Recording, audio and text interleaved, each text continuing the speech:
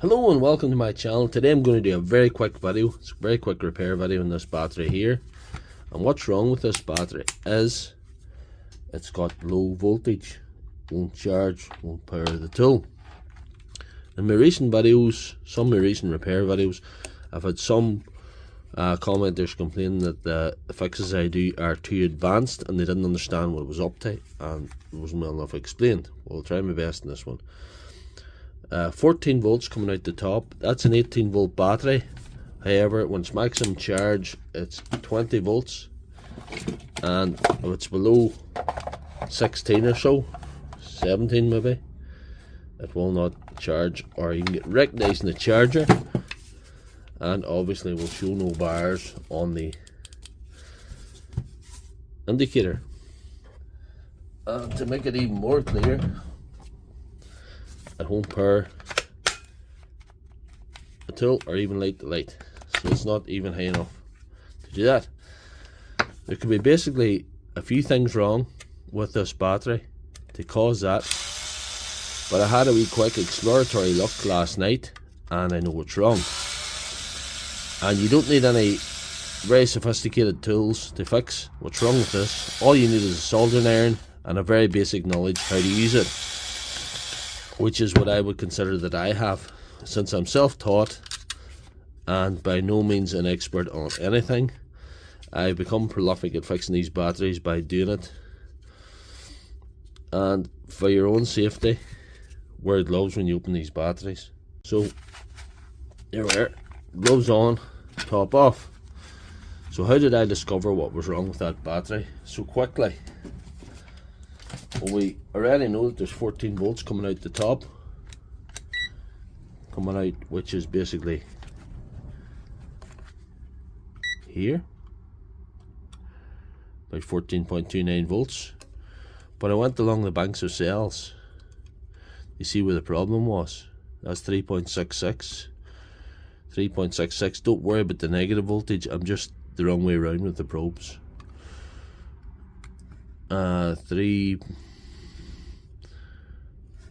3.66 as well, I can assure you, because I done this last night. 3.66, and that made me think that the end one would be lower, or no, 3.66. So 5 3.66s do not add up to 14 volts. So why is there only 14 going through the board? I thought it was a broken connection here or some fault with the board, but it's a very common fault. And it's the first thing you should check if you have basic knowledge. I can take out the 4 screws. There it is. You see that break? That's a fusible link. So what it means is the power from this bank at the end, there's 5 banks of 2 cells, is not going through the board. So you're missing that 3.6 volts coming out this end, and that's the problem. So all you need to do is join that together with a soldering iron, and I'll show you how to do that now. Quite simple. You can just solder it with solder, but that's a fusible link, so I'm going to put a wee bit of nickel strip. You might not have nickel strip, but if you have an old battery lying about or something that you can take it out of, that would be better. I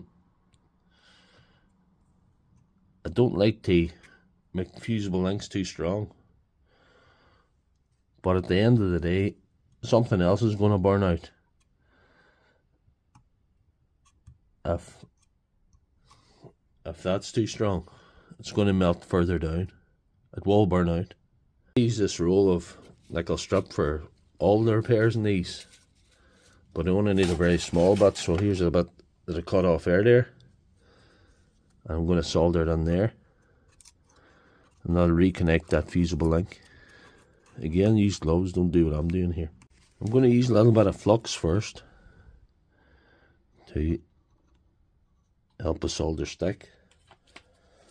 You can sandpaper that a little bit if you want, in order to make the surface more adherent to the solder. I'm going to take a shortcut and just do it. I use this Erson 5 cores flux solder.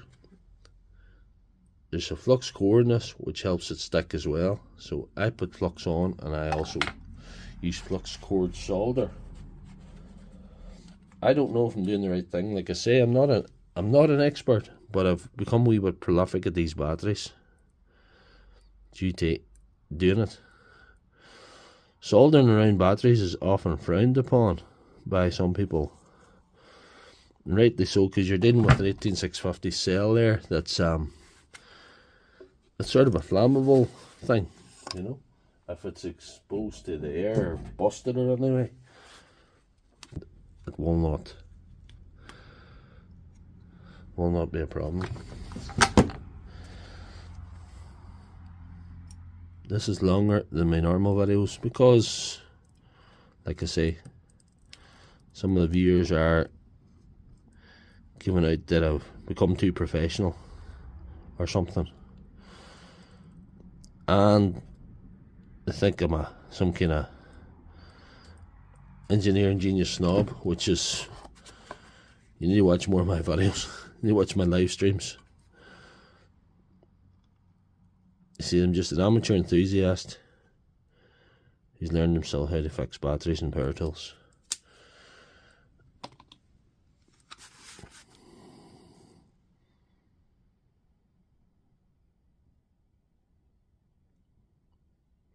Let it heat there.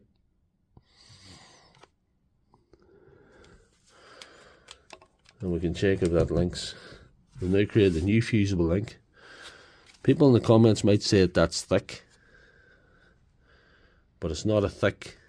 It's wide, but it's not thick. So that will burn out in the case of an overload again. That's a little bit thinner than the original strip, so it'll burn out at the finest point, which is probably here.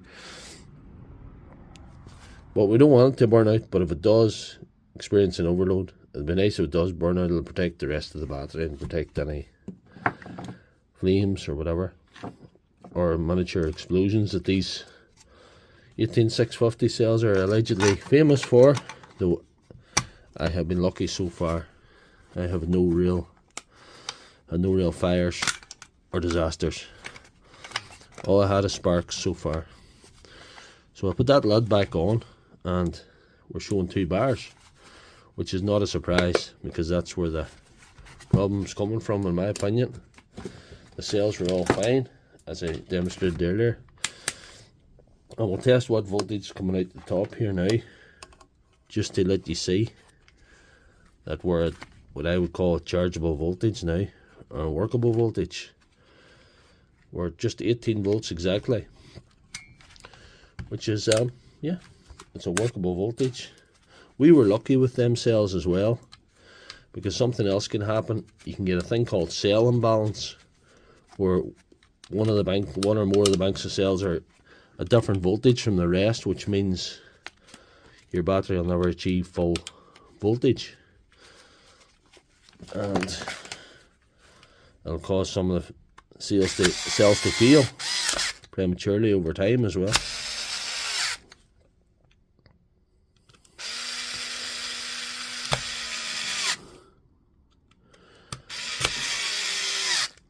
That is the simplest fix that you can do to a battery. I've run a lot of this in real time. There's going to be very few cuts in this video. I just run it all in real time and just let you see what I was up to. See, that's charging nicely there, and that will achieve full charge due to the well balanced nature of the cells. Also, we'll try it in the tool, then we'll be good to go.